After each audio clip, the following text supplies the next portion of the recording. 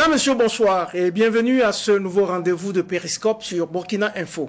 Un nouveau numéro qui se propose de décrypter pour vous l'évolution des transitions politiques engagées sur le continent, notamment au Mali, en Guinée et au Burkina, face à l'ultimatum de la Communauté économique des États de l'Afrique de l'Ouest, CEDEAO. Et pour en parler, j'ai le plaisir de recevoir pour vous aujourd'hui Ambroise Faraman. Il est président de l'Organisation des peuples africains, Burkina Faso, OPA-BF, que je reçois la toute première fois dans cette émission. Bonsoir, Monsieur Faraman. Bonsoir. Merci d'avoir accepté notre invitation et bienvenue sur le plateau de Périscope. Merci bien. Je reçois également pour cette émission Benewende Stanislas Sankara. Il est président de l'Union pour la Renaissance, mouvement patriotique sankariste. Bonsoir, Monsieur Sankara.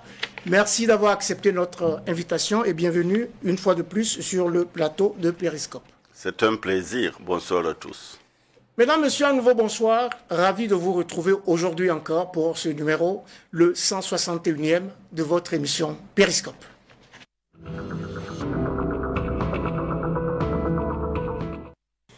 On le sait, les transitions se sont enchaînées sur le continent, notamment en Afrique de l'Ouest où l'on compte actuellement 3 pays dirigés par des pouvoirs militaires. En effet, après les putschs successifs du Mali, les putschs successifs au Mali le 18 août 2020 et le 24 mai 2021, en Guinée le 5 septembre 2021 et au Burkina le 24 janvier 2022, ces 3 pays gèrent depuis une période de transition dont la durée reste disputée avec la CEDEAO. Au Burkina, les nouvelles autorités ont indiqué que les partis politiques devraient réduire leurs activités pendant cette période. Tout d'abord, et puisque vous êtes tous les deux avocats, mais également présidents de partis de formation politique, comment se portent vos formations politiques respectives 3 mois après le coup d'État du 24 janvier? On commence par vous, Monsieur Faraman. Je n'ose pas dire maître, puisqu'on n'est pas dans un prétoire ici. Peu importe, mais ce qui est sûr, c'est qu'on reste toujours avocat. Non, notre parti, l'Organisation des peuples africains, se porte très bien.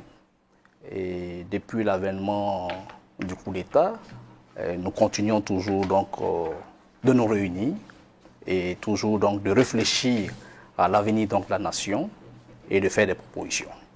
Et en tout cas, on n'a aucune difficulté à se réunir, quoique on ait annoncé une certaine restriction des activités des partis politiques. En tout cas pour nous, il n'y a aucune restriction en tout cas que nous observions. Nous continuons toujours nos activités comme il se doit. Et c'est le cas chez vous aussi à l'UNIR MPS? D'abord, vous savez, l'avocat par essence est attaché à la loi, à la légalité. Et ce n'est pas du fait des hommes politiques seulement que le MPSR, donc qui est arrivé au pouvoir le 24... Mouvement patriotique pour la sauvegarde et la restauration. Oui, pour être plus clair, monsieur le lieutenant-colonel Damiba est arrivé au pouvoir certainement par les armes, avec l'armée, mais il a réinstauré, si vous voulez, la Constitution qui a été suspendue. Donc, je pense que nous sommes dans un État, en tout cas, de droit. Donc, un État fondé sur la Constitution qui rétablit l'exercice, en tout cas, des activités politiques, conformément à l'article 13 de la Constitution. Donc, de ce point de vue-là, moi, je ne vois pas une interdiction légale aux activités menées par les partis politiques. Du reste, c'est ce qui se constate. Mais ce que je dois dire dans les faits, il a reçu la classe politique pour leur demander, et je crois que l'expression a été de dire, d'éviter toute activité politique débordante de nature à compromettre les chances de succès de ce qu'ils veulent faire. Donc, à ce qu'est-ce qu'il faut voilà. Justement par activité politique débordante susceptible de compromettre les chances? Moi, je n'ai jamais, depuis la création de mon parti, il y a 20 ans, je n'ai jamais mené une activité débordante. Nous menons les activités dans les limites de la loi. Et c'est ce que dit mon confrère maître Ambroise Faraman. Nous menons régulièrement nos activités conformément à la loi. Conformément à la loi, vous êtes président d'un parti politique qui prône aussi le panafricanisme et qui donc s'enquiert des conditions de vie des peuples africains, si j'ose m'exprimer ainsi. Actuellement, du fait de ce coup d'État, on assiste à une recomposition de l'échiquier politique national au lendemain du changement donc, du pouvoir. Comment appréciez-vous justement ces mouvements qui naissent au niveau de la classe politique? Bon, pour moi, je n'ai pas apprécié les choix et les comportements des uns et des autres. Mais ce que je constate, c'est que je fais la lecture suivante. Apparemment, la culture militante manque dans beaucoup de partis. Je suis surpris de constater que dès les premières difficultés, il y a des militants qui quittent tout de suite donc, le navire pour se sauver. Cela est dommage, mais chez nous, en tout cas au niveau donc, de l'Organisation des peuples africains, jusqu'à ce jour, nous n'avons pas encore enregistré donc, le départ. Je félicite donc les militants en passant. Donc pour cela, c'est la preuve qu'ils ont une certaine culture militante qui leur permet effectivement donc, de continuer la marche et la vision donc, de notre parti. Est-ce que vous travaillez donc sur cet acquis pour préparer la suite? Bien entendu, c'est un acquis sur lequel nous travaillons donc à renforcer. Et maintenant, avec le contexte, c'est peut-être aussi un contexte qui peut être favorable pour travailler donc à renforcer davantage donc les bases du parti et pourquoi pas recevoir donc de nouveaux militants. Mais pour nous, nous sommes attachés au respect donc des règles qui gouvernent donc le fonctionnement de notre parti et nous recevons les militants qui adhèrent à la vision, au projet de société de notre parti. À l'Union PMS, à MPS, est-ce qu'on est touché par ce phénomène de transhumance des militants ou des cadres? Vous savez, le Burkina Faso, depuis pratiquement 1991, connaît un multipartisme intégral. Et au nom de cette liberté, vous savez, les partis se sont créés exactement comme les associations. Mais vous aurez remarqué que la plupart des partis qui se sont créés se retrouvent souvent dans 2 ou au maximum 3 idéologies, 3 groupes d'idéologies. Soit vous êtes de la gauche, soit vous êtes de la droite. Est-ce que ça signifie encore quelque chose si. pour les populations aujourd'hui, la gauche, la droite? Pour moi, en tout cas, chez nous, à l'UNI MPS, nous y accordons le fort prix parce que si vous n'avez pas une orientation politique fondée sur des valeurs que vous défendez, vous n'êtes pas un parti politique. Et c'est ça qui est malheureux et qui explique justement ce que vous appelez la transhumance. Mais en restant sur cette problématique idéologique, ici on parle beaucoup plus de sociaux-démocrates, on parle très peu de partis libéraux. Ah si, il y a quand même des partis libéraux. Je ne suis pas là pour les défendre parce que moi je ne suis pas de la droite. Je n'ai rien à... Vous êtes de la gauche? Je suis de la gauche. De l'extrême gauche? Pas de l'extrême gauche. Nous sommes d'obédience sankariste. Sinon, nous sommes exactement des socialistes pour parler en termes d'idéologie. Donc vous comprenez qu'à ce niveau-là, si nous avions effectivement des militants formés, aguerris à ces valeurs que nous défendons dans nos partis politiques, c'est sûr et certain qu'on n'aura pas, en tout cas, cette transhumance-là. Donc la transhumance s'explique par des intérêts purement personnels, des intérêts, j'allais dire, égoïstes, qui n'ont rien à voir avec la lutte du parti pour défendre sa vision, son idéologie et ses valeurs. Et la conviction. Alors, sur cette question idéologique, où se situe l'OPA-ABF? L'Organisation des peuples africains est un parti révolutionnaire, anti-impérialiste et panafricain. Donc, anti-impérialiste et panafricain. Nous nous situons à gauche. Vous vous situez à gauche et donc est-ce que vous sentez que vous avez de la résonance au sein de la population par rapport à cette ligne que vous avez choisie? Vous voyez cette ligne de plus en plus, même le dernier parti, le nouveau-né que nous avons vu en tout cas sur la scène politique, nous avons entendu qu'il se réclame aussi du panafricanisme. Et pourtant, depuis que nous avons créé l'Organisation des peuples africains, j'avoue qu'il y a au moins 4 ou 5, voire 6 partis au moins qui se sont créés et qui essayent donc de rejoindre l'option idéologique que nous défendons. Mieux, le président Laurent Gbagbo, lorsqu'il est sorti de la prison et qu'il a créé donc son nouveau parti, il a créé le Parti des peuples africains qui rejoint la ligne que nous avons choisi de défendre. C'est pour dire que c'est une option idéologique qui pour nous en fait est porteuse. Et la situation sous-régionale de l'Afrique, que ce soit au Burkina Faso, au Mali, en Guinée, tout ce qui nous arrive aujourd'hui, ça nous renforce dans notre conviction que cette option panafricaine, progressiste, est celle-là qui sera salutaire pour l'Afrique. Alors, vous dites qu'elle sera salutaire. Aujourd'hui, on parle encore de panafricanisme. On vient juste de commémorer le cinquantenaire du décès de Kwame Nkrumah. Mais on a ici tendance à dire que l'avènement de ce coup d'État est aussi un échec de la classe politique nationale. Êtes-vous d'accord avec ce constat, Maître Sankara? Oui, d'abord, pour revenir au plan africain, il faut dire que moi j'ai eu la chance d'aller à Accra pour célébrer le discours inoubliable de Kwame Nkrumah. Et cela devrait se faire à l'université, qui porte d'ailleurs son nom. Mais nous avons vu des colloques où les Africains, plus de 60 ans après, sont encore arrivés divisés sur la question de l'unité africaine.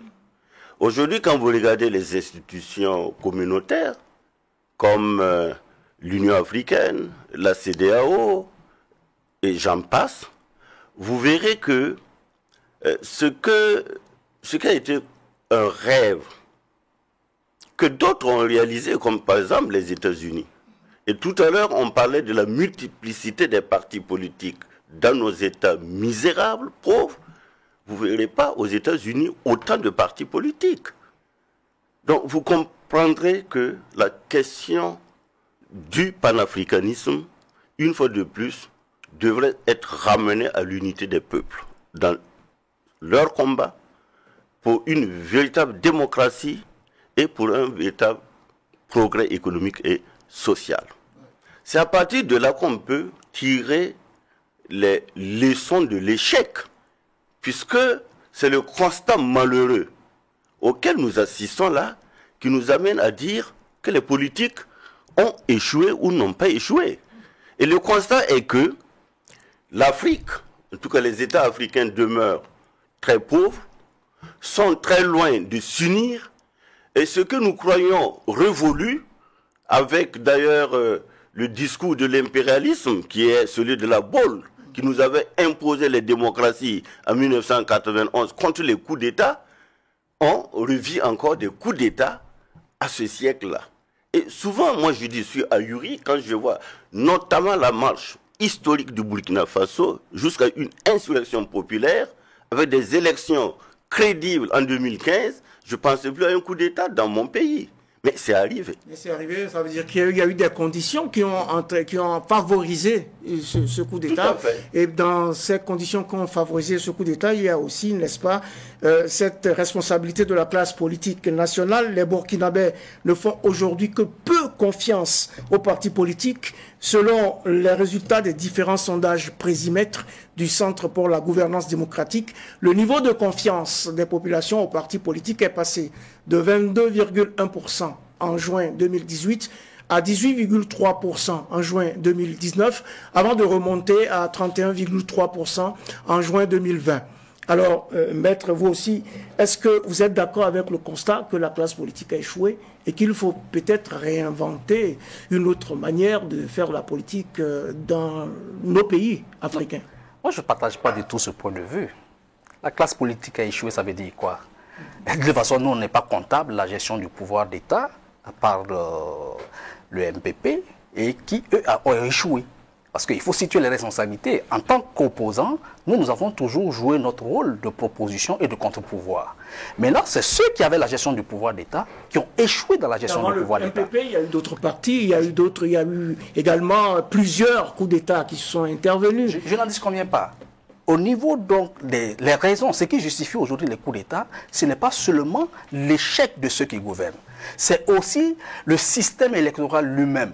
que nous avons. Nous avons un système électoral, j'allais dire, basé sur la fortune, qui fait qu'aujourd'hui, le choix des électeurs n'est pas dirigé par l'offre politique qui leur est faite, mais ils ont un choix qui est dirigé par des intérêts, par, j'allais dire, du ventre, qui détermine donc le choix des électeurs. Donc, nous ne serons pas surpris qu'au lendemain donc, des élections, on ait donc un pouvoir élu qui soit incapable de gérer donc le pouvoir dans les intérêts et selon les aspirations donc, du peuple. Donc pour nous, ce n'est pas toute la classe politique qui a échoué. Donc il va falloir travailler quand même à changer ça. Il faut justement travailler à faire en sorte que le système démocratique et électoral donc, soit purgé de tous ces...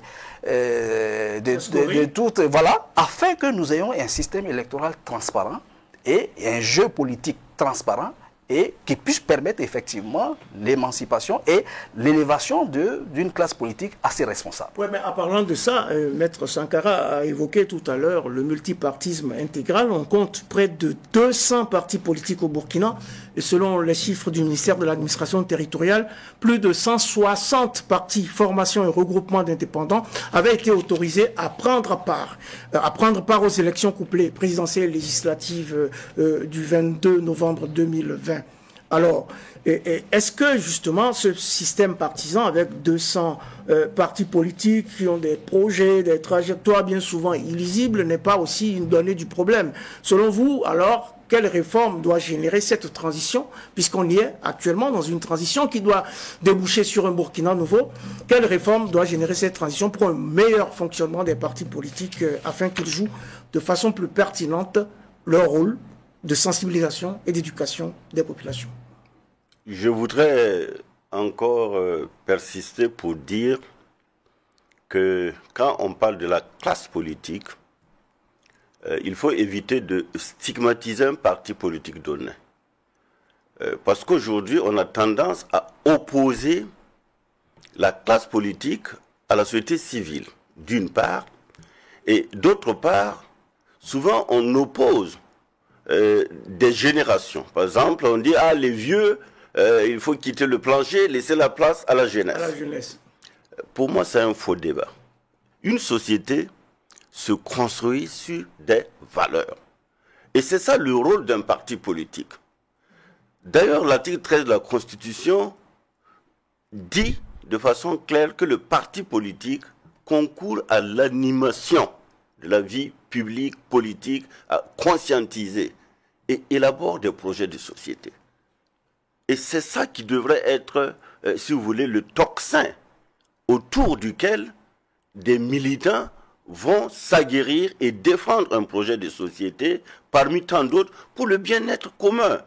Mais s'il n'y a pas ça, ce n'est pas un parti politique.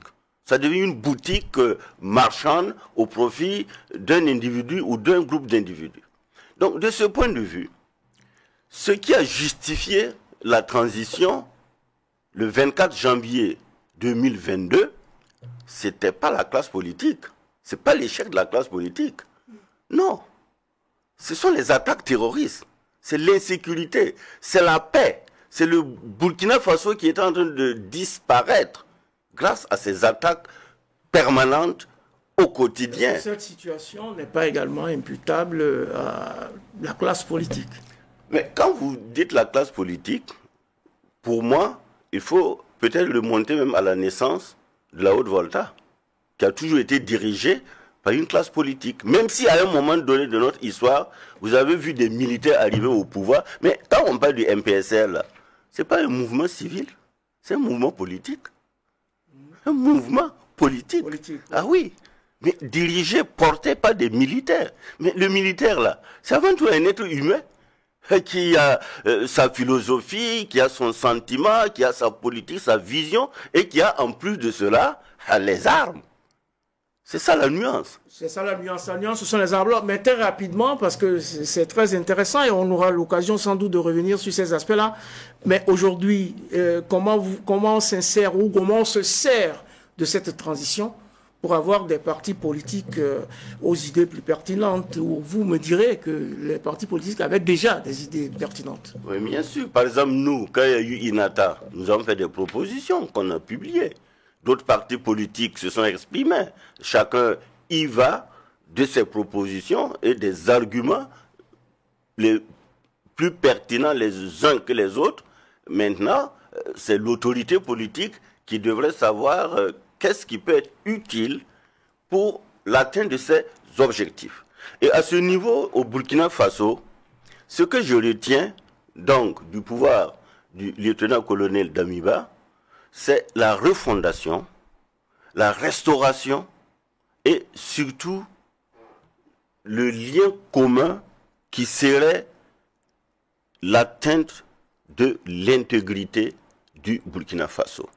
Je crois que ce sont ces mots-clés qui ont fait que les Burkinabés, dans leur ensemble, se sont dit il faut leur accréditer le minimum de bonne foi et les voir à l'épreuve. Donc les partis politiques ont également leur rôle à jouer dans, bien sûr. dans cette... Pour autant... Nous, en tout cas, en tant que parti d'opposition à l'époque, nous avons toujours joué notre rôle de dénonciation, de critique et de proposition. Mais nous faisons le constat que ceux qui avaient la gestion du pouvoir d'État n'ont pas pu mettre en place une politique sécuritaire et de protection et de défense du territoire national, de sorte à garantir au peuple burkinabé la sécurité dont nous avons besoin, de sorte à éviter qu'on se retrouve dans cette situation chaotique. En tout cas, pour nous, il est clair que s'il y a un échec, ce n'est pas imputable à l'opposition. C'est imputable au gouvernant de l'époque. Au gouvernant de l'époque. Alors, très rapidement, 200 partis politiques pour un pays comme le Burkina Faso, vous trouvez la mesure acceptable ou énorme? Mais c'est la légalité. C'est le multipartisme. Est-ce qu'il faut revoir ce système partisan de multipartisme intégral Pour moi, il faut plutôt veiller à ce qu'il y ait une application rigoureuse de la loi. Le multipartisme, il ne faut pas le restreindre. Par contre, il faut veiller à ce que les règles qui organisent la création et le fonctionnement et la participation à la vie politique de la nation soient strictement respectées. Un parti politique qui n'a pas de siège, il faut veiller déjà à dissoudre ce parti politique. De l'administration territoriale devrait faire son office. Il faut faire cela. Mais s'il y a 160 partis politiques qui ont été autorisés à prendre part aux dernières élections, ça veut dire qu'il y a 160 partis politiques qui ont honoré les engagements qui étaient prescrits. Mais nous avons la preuve que tous les partis politiques n'ont pas honoré ces engagements-là. Et donc, il y a un laisser-faire. Et nous savons très bien pourquoi il y a des partis politiques qui se créent juste à la veille des élections pour pouvoir accompagner ou ceci ou cela. Donc, pour nous, il faut faire en sorte que la loi qui organise le fonctionnement des partis politiques soit appliquée dans toute sa rigueur. Et vous allez voir que effectivement, donc, le nombre de partis politiques va diminuer. Et moi, je suis partisan également pour qu'on suspende même le financement des partis politiques. Que ce soit en période de campagne ou en période hors campagne, qu'il n'y ait aucun financement. Ceux qui disent qu'on constatera quels sont ceux-là qui viennent en politique pour proposer des idées et quels sont ceux-là qui viennent pour se servir donc des finances publiques pour assouvir d'autres besoins. Et donc, la transition devrait également aider à clarifier ce jeu politique, si je vous ai bien compris. En tout cas, une transition se déroule au Burkina, mais également au Mali, en Guinée, sur fond de contradiction avec la communauté économique des États de l'Afrique de l'Ouest, CEDEAO, notamment sur la question de la durée de cette transition-là. Comment caractériserez-vous aujourd'hui les relations entre l'institution communautaire et ces pays en transition, Bédouin Sankara?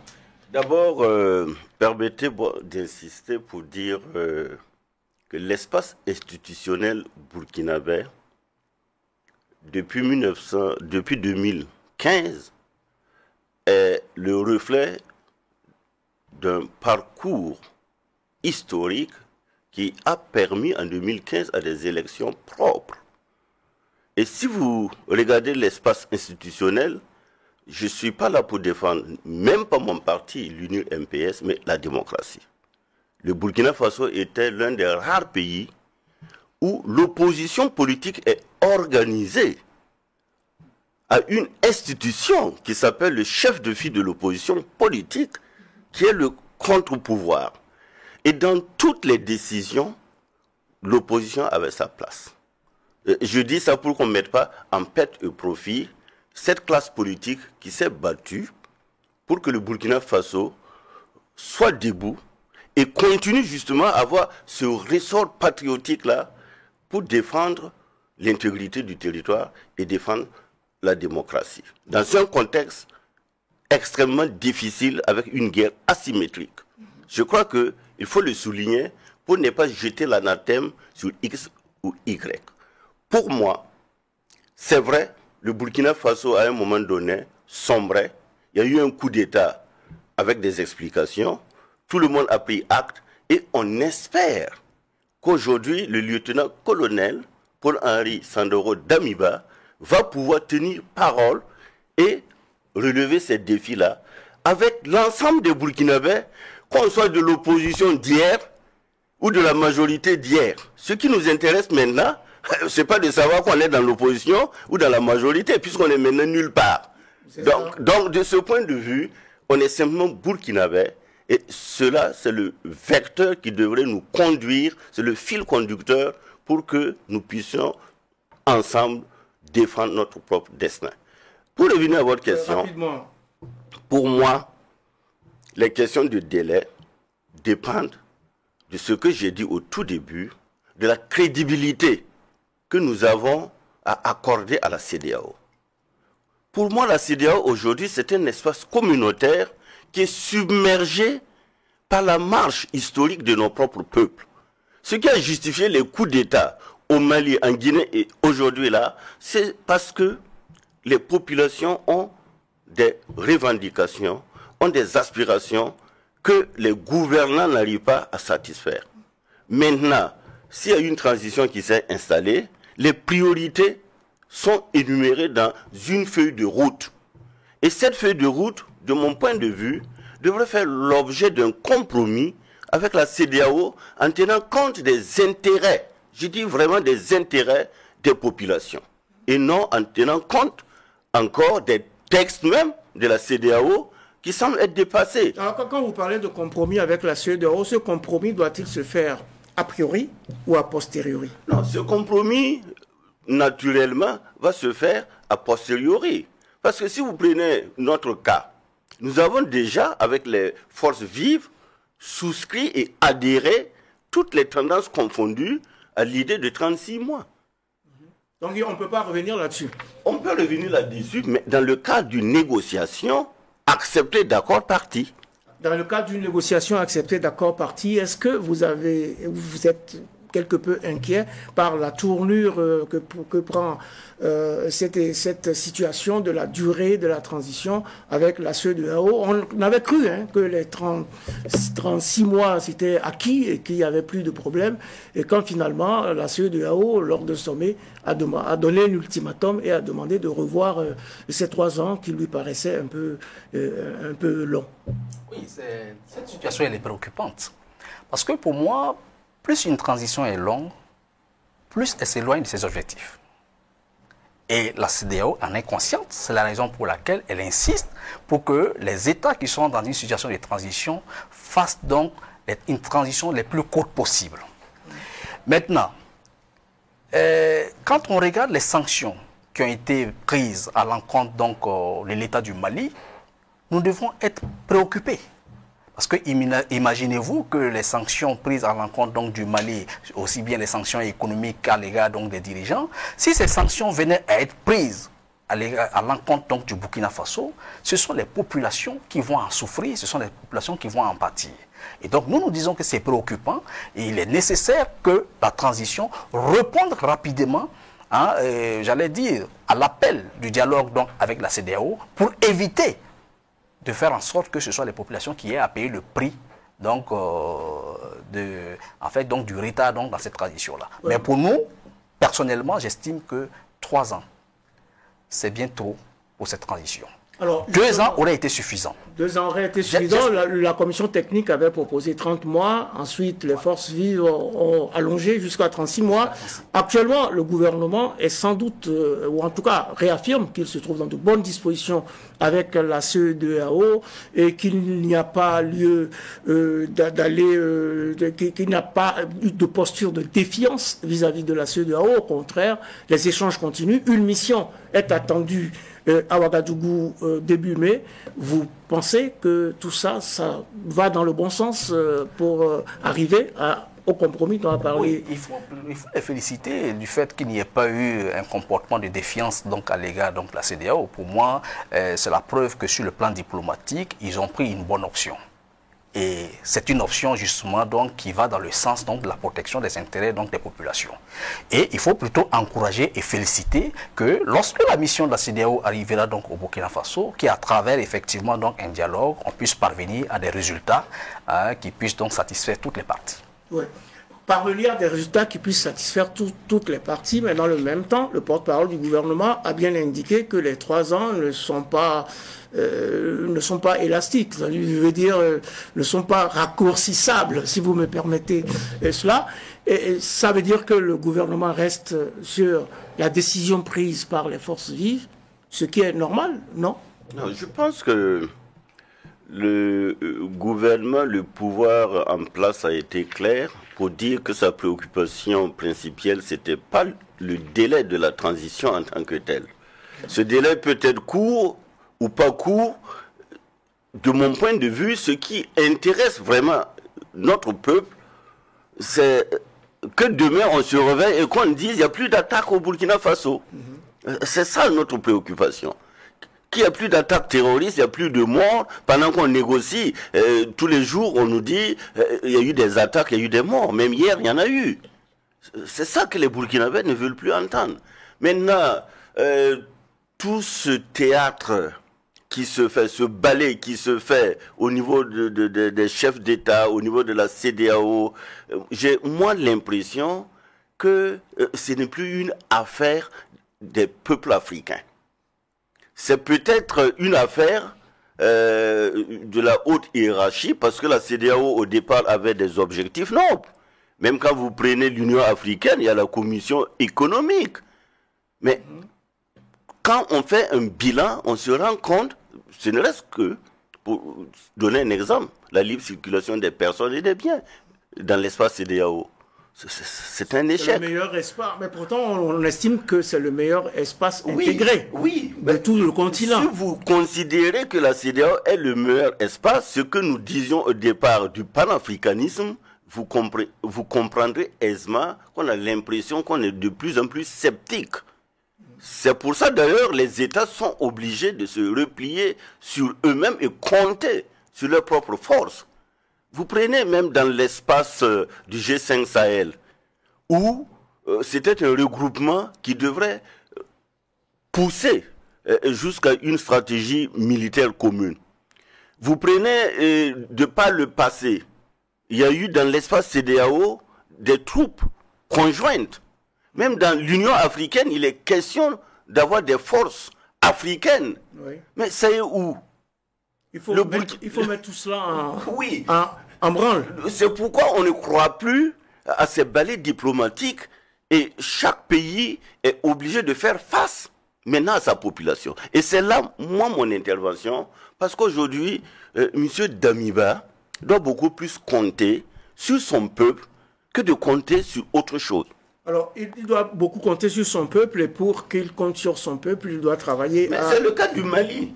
Ouais, le Mali est fort parce que le peuple est uni, soudé. On va venir au cas du Mali tout à l'heure. La situation est préoccupante, vous l'avez reconnu. Il n'est pas envisageable d'organiser des élections dans un tel contexte où les attaques terroristes continuent de plus belle, avec des pans entiers du territoire national sous le contrôle des groupes armés. Donc aujourd'hui, la priorité des priorités, c'est de normaliser quelque peu cette situation de sécurité avant de parler des élections ou du terme de la transition.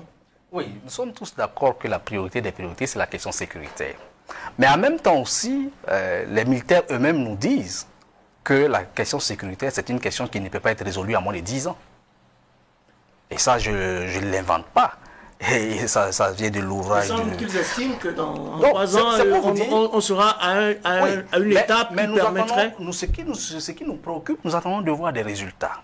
Parce que jusque-là, tous les jours, nous apprenons qu'il y a eu des attaques par-ci, par-là, il y a eu des déplacements des populations par-ci, par-là, mais nous n'avons pas encore entendu que telle localité a été sécurisée et que les populations sont en train d'être réinstallées. Et donc, faisons attention, parce qu'à force de dire qu'il nous faut forcément donc la sécurité et que tant qu'il n'y aura pas de sécurité, il n'y aura pas d'élection, on risque d'avoir des militaires qui vont s'installer définitivement au pouvoir. Je le dis pourquoi. Le Mali est dans cette situation depuis au moins 10 ans.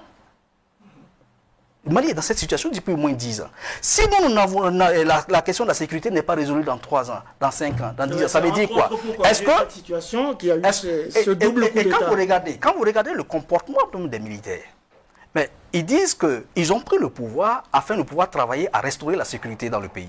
Ok, nous sommes d'accord, on les félicite, on les encourage pour cela. Mais au même moment, ils sont en train d'occuper des postes politiques, des postes administratifs, pas des officiers supérieurs de l'armée. Mais finalement, si vous occupez la majorité de vos officiers supérieurs à des fonctions politiques, à des fonctions administratives, mais qui ira mener le combat? Et moi, ça me préoccupe. Ça me préoccupe de savoir qu'on veut nous dire qu'on va atteindre des résultats dans 3 ans, et au même moment, on constate plutôt qu'ils sont en train de se concentrer dans la gestion du pouvoir politique. Et ça, c'est très dangereux. C'est pourquoi je dis, pour moi, il ne faut pas simplement dire que non, faisons confiance aux militaires, mais si nous faisons une confiance aveugle, mais écoutez, le pouvoir, il finit toujours par corrompre. Et donc, faisons attention, interpellons davantage donc les militaires pour qu'ils se concentrent davantage sur leur mission de sécurisation du territoire national. Et c'est en ce moment-là que les populations pourront les accompagner. Ce n'est pas que nous soutenons la CEDEAO. La CEDEAO a un problème. Parce que lorsque le Burkina Faso était en train d'être attaqué par des groupes terroristes et tout ça, mais la CEDEAO était informée. Qu'est-ce que la CEDEAO a apporté comme soutien à l'État du Burkina Faso pour combattre le terrorisme? Rien. C'est pareil au Mali. Donc ça c'est un véritable problème. Donc ce qui fait que la CEDEAO aujourd'hui souffre de légitimité. Maintenant, ce n'est pas parce que la CEDEAO souffre de légitimité que nous devons perdre de vue aussi la pertinence de la réflexion de la CEDEAO. Alors, on ne doit pas perdre de vue cette pertinence de la position de la CEDEAO.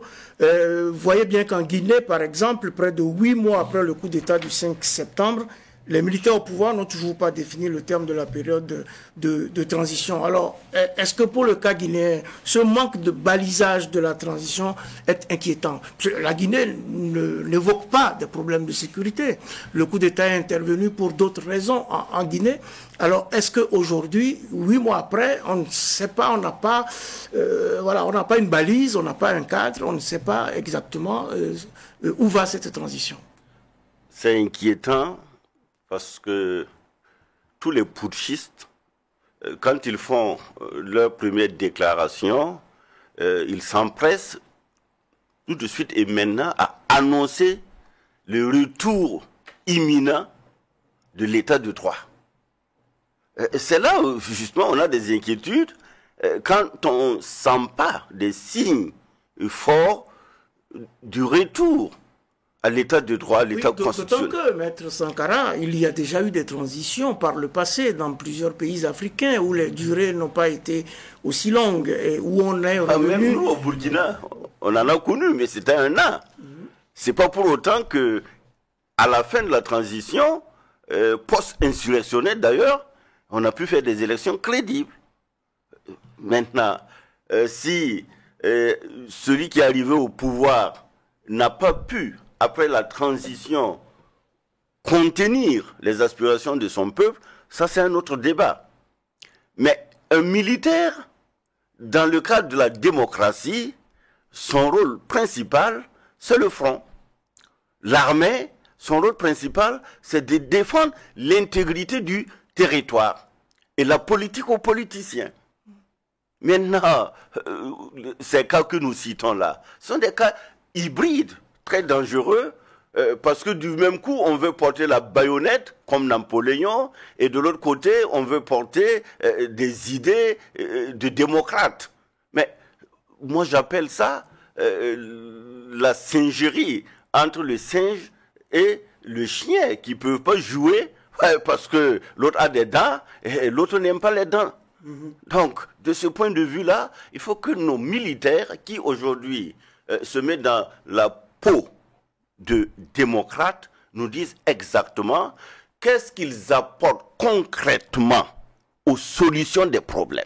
Alors, est-ce qu'en Guinée, aujourd'hui, il faut que le pouvoir en place se rate plus rapidement pour fournir un calendrier clair? Mais ils sont tenus de le faire, sinon les Guinéens, c'est le même peuple qui a applaudi la chute du professeur Alpha Condé, c'est le même peuple qui va sortir encore huer les militaires. même s'ils ont des armes. Et c'est partout ailleurs les mêmes causes qui produiront les mêmes effets. Les Burkinabés sont dans l'attente parce qu'ils se disent, bon, donnons une période de grâce, on va regarder.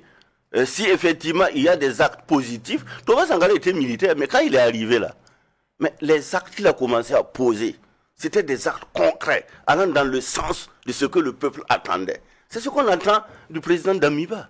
Alors oui, vous revenez chaque fois sur le Burkina alors qu'on parlait de la Guinée. Alors sur la Guinée, oui, sur la Guinée, est-ce que vous êtes inquiet parce que les Guinéens disent qu'ils ne vont pas agir sous le diktat de la CEDEAO? Oui, je comprends leur position de ne pas vouloir agir sous le diktat de la CEDEAO. Mais il faut qu'ils comprennent que s'ils n'agissent pas sous le diktat donc, de la CEDEAO, c'est sur le diktat des populations qu'ils vont agir. C'est certain.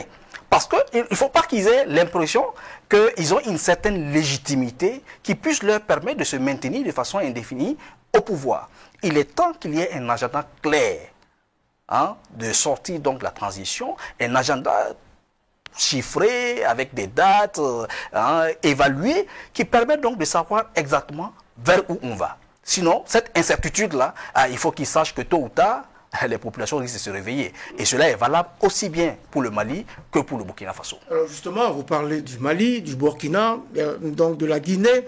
La question qui se pose actuellement en filigrane est celle des sanctions économiques déjà imposées au Mali. Vous l'avez souligné tout à l'heure. Le Mali qui a proposé une durée de transition pas raisonnable, dit-on, de 5 ans, puis de 4 années. Aujourd'hui, le Mali voudrait dérouler sa transition en 24 mois, là où la CEDEAO semble tenir à un délai de 16 à 18 mois. D'abord, à quoi doit-on juger le caractère raisonnable de la durée de la transition dans des pays sous le joug de groupes armés terroristes? Non, pour moi, le caractère raisonnable d'une transition, c'est le délai dont on a besoin pour pouvoir dérouler un agenda d'élections libres et transparentes. Parce que la question terroriste, comme je l'ai dit au Mali, ça fait déjà plus de 10 ans qu'ils sont dans cette situation. Donc on ne peut pas s'attendre à ce qu'il y ait une situation qui revienne à la normale avant d'aller aux élections. Bien au contraire. Si on parvient à organiser des élections libres et transparentes dans les zones où cela est possible, et qu'il sort de ces élections un président légitime. C'est ce président légitime qui aura donc les moyens de pouvoir mobiliser et le peuple et les troupes pour travailler donc, pour mener le combat et libérer donc le territoire national. Oui, mais le Mali a déjà connu cette situation avec l'élection d'Ibrahim Boubacar Keïta. Oui, malheureusement, la situation... J'insiste toujours en disant des élections libres et transparentes. Ça, je pense que là, c'est-à-dire que vous ne prenez pas ça en compte, mais c'est quelque chose qu'il faut prendre en compte. Et donc vous êtes en train de dire que les élections qui ont porté Ibrahim Boubacar Keïta au pouvoir n'étaient pas libres. Lorsque vous allez à des élections et que dès le lendemain, les populations commencent encore à ne plus vouloir de ce président, c'est que ce président n'a pas été élu de façon libre et transparente. Il manque de légitimité. Et c'est ce qui arrive lorsque effectivement donc, on fraude ou lorsqu'on utilise donc l'argent pour accéder donc au pouvoir. Oui. Alors, nous parlons du Mali. Il ne faut pas non plus, Monsieur Sankara, il ne faut pas non plus perdre de vue le fait que le Mali a déjà vendangé une première période de transition de 18 mois qui aurait dû se terminer en février 2022 par l'organisation d'élections. Donc on est dans un imbroglio où entre le Mali et la CEDEAO aujourd'hui, c'est un peu, on joue un peu au chat et à la souris. La CEDEAO reste intransigeante sur la durée de la transition. Comment on sort finalement de cet imbroglio? Pour moi, il faut avoir confiance au peuple malien. Il sait ce qu'il veut. Je pense qu'une de ses devises au Mali, c'est un peuple, un but, une foi. Et si vous suivez l'histoire récente, l'actualité récente du Mali, et je l'ai souligné tout à l'heure, c'est cette unité des Maliens autour d'une guerre en réalité qui se réclame de libération du Mali. C'est ça qui fait le ciment, la force, peut-être qu'on accrédite au pouvoir militaire, qui exploite une situation donnée, mais qui peut ne pas trop perdurer quand les populations vont s'essouffler. Et je pense que c'est sur ça que surfe la CEDEAO par les menaces de sanctions. Et c'est ça qui peut arriver au Burkina. Il y a déjà des sanctions. Tout comme en Guinée. Oui, mais ces sanctions peuvent être renforcées. Davantage? Oui. Et l'attitude aujourd'hui du Mali aussi, c'est essayer même de se détourner. C'est ça qui a fait dire à l'autorité burkinabé, notamment à travers le porte-parole du gouvernement au Burkina Faso, que nous n'avons pas à faire une défiance vis-à-vis de la CEDEAO, parce qu'on est déjà suffisamment éprouvé pour écoper encore des sanctions économiques surtout. Donc, de ce point de vue, je ramène le débat pour dire, pour nous en sortir, il faut simplement que nous ayons un leadership capable de fédérer et de savoir où est-ce qu'il faut mettre les pieds pour défendre les intérêts des populations. Mais si nous voulons user du pouvoir, faire des manœuvres pour se maintenir au pouvoir, tant pis si les populations et les terroristes sont en train de se battre, comme ce qui arrive un peu partout en Afrique. Vous regardez le Congo, c'est pareil. Le Tchad connaît ses difficultés. Eh bien, ces pouvoirs-là ne seront pas des pouvoirs qui vont durer pendant longtemps et le peuple va toujours continuer à souffrir. Alors, je reste convaincu qu'il faut, moi, personnellement, repartir sur les valeurs, les fondamentaux de la démocratie réelle, effective, et permettre aux populations de porter leur main en destin. Alors, c'est justement une république de valeurs. On ne va dire tourner la plaie dans le couteau. Ouais, c'est justement une république de valeurs que compte bâtir cette transition. Il faut qu'on débouche. Il y a même une charte des valeurs qui a été donc adoptée par la Commission, ce qui est une très bonne chose. Il va falloir mettre tout cela en pratique. Et puis, on loue l'attitude du gouvernement burkinabé aujourd'hui qui n'adopte pas une attitude de défiance vis-à-vis de la CEDEAO. Mais qu'adviendra-t-il si les deux parties ne s'accordent pas, malgré tout ça, sur cette question de la durée de la transition et que la CEDEAO décide d'imposer à notre pays, au Burkina Faso, des sanctions économiques draconiennes? Vous savez, d'abord, sur la question des sanctions économiques draconiennes, je voudrais rappeler qu'en ce qui concerne le Mali, la Cour de justice de la CEDEAO a ordonné la suspension de certaines sanctions économiques. Tout à fait. Mais jusque-là, la CEDEAO n'applique pas la décision de la Cour. Ça, c'est un problème. Et la CEDEAO persiste toujours dans sa volonté d'appliquer cette sanction au détriment du peuple malien qui, en plus, est dans cette période donc, du mois de Ramadan. Vous imaginez avec le coût de la vie qui monte durant cette période-là, la CEDEAO, malgré la décision donc, de la Cour de justice, maintient toujours les sanctions économiques à l'égard du Mali. C'est criminel contre le peuple malien. Donc vous pensez aujourd'hui que la CEDEAO doit faire marche arrière? Doit faire marche arrière. La CEDEAO doit faire en sorte que ces décisions soient des décisions légitimes, qui soient acceptées par les peuples. Mais en même temps, je dis, nos dirigeants des différentes transitions doivent comprendre qu'ils doivent faire corps avec leur peuple pour pouvoir réussir ces différentes transitions-là. Tant qu'on ne fera pas corps avec le peuple, et qu'on pense qu'on peut manœuvrer seul pour se maintenir au pouvoir ou pour profiter des avantages du pouvoir, ce sera un échec certain.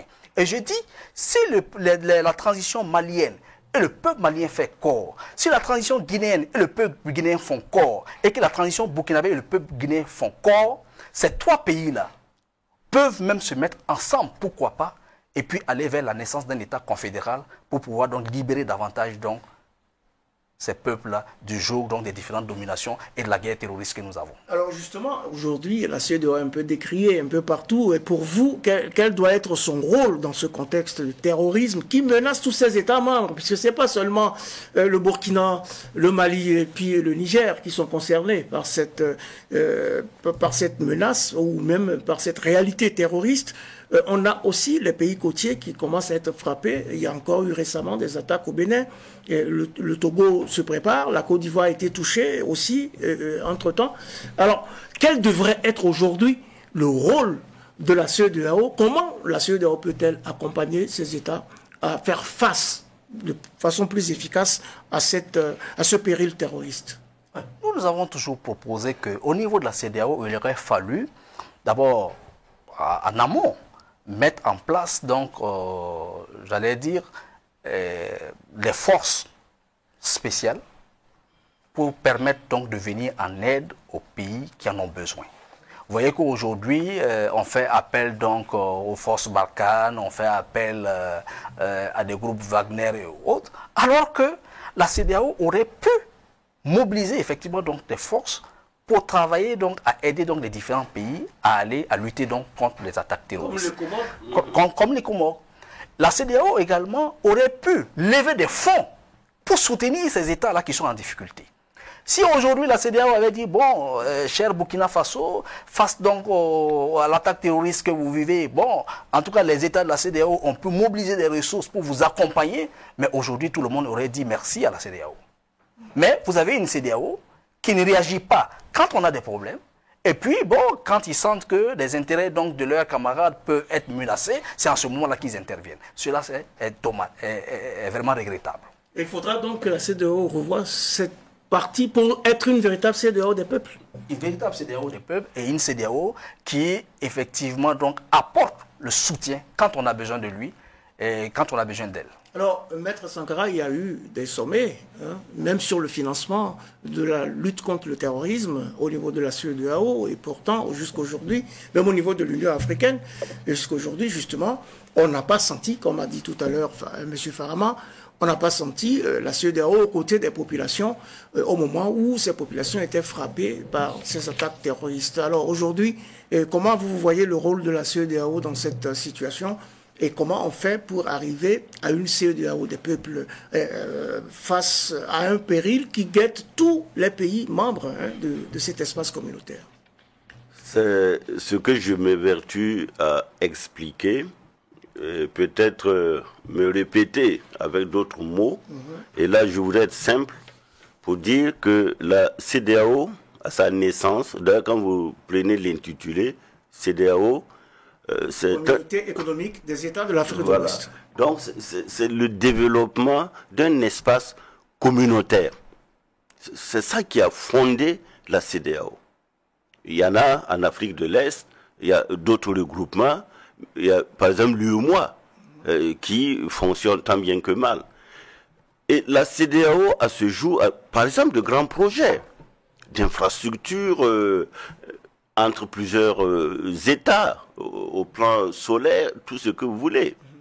Mais pour moi, nous avons l'impression qu'il y a une espèce de nomenclature du chef d'État qui voudrait mettre au devant des aspects politiques et même politiciens comme rôle à jouer par la CEDEAO, en oubliant son rôle essentiel qui est de créer une intégration parfaite à la base des peuples en apportant un développement économique harmonieux à l'espace. Regardez par exemple le débat sur la monnaie, jusqu'où nous sommes en train de piétiner.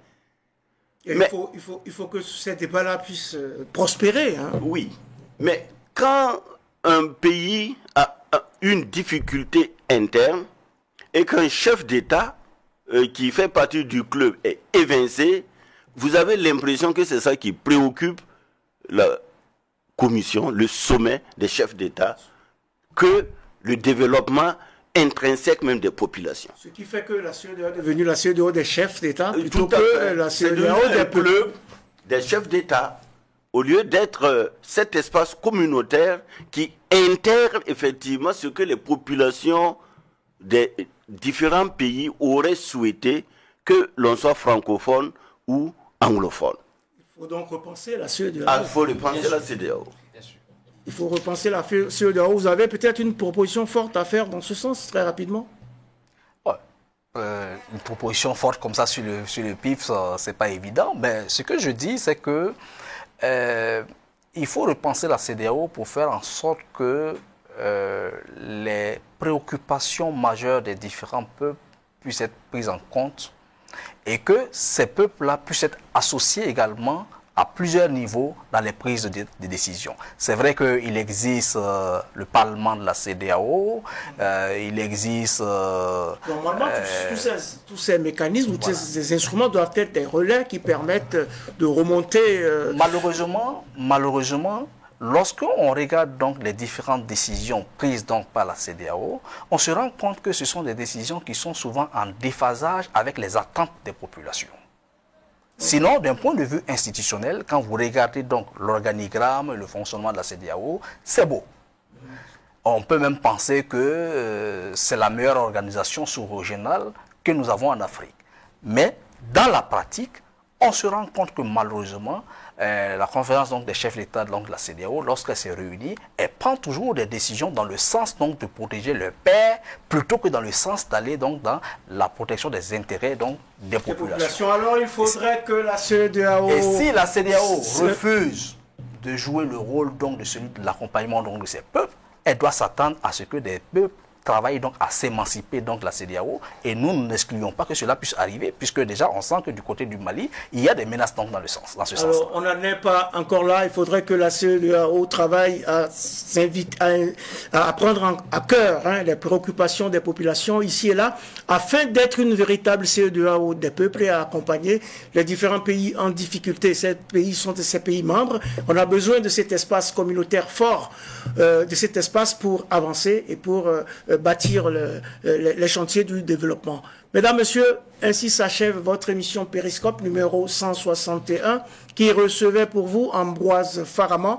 Il est président de l'Organisation des peuples africains Burkina Faso au PABF. Merci pour vos éclairages. C'est moi qui vous dis merci également.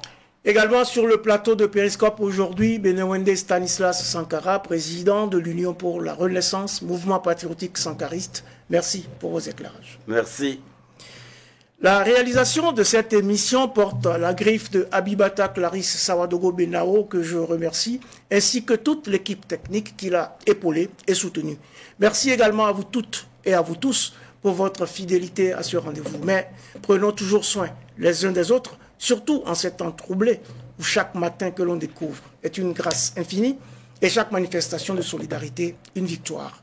Et prenons également date pour le prochain numéro de Périscope, même jour, même heure, sur la chaîne qui vous donne les clés du monde.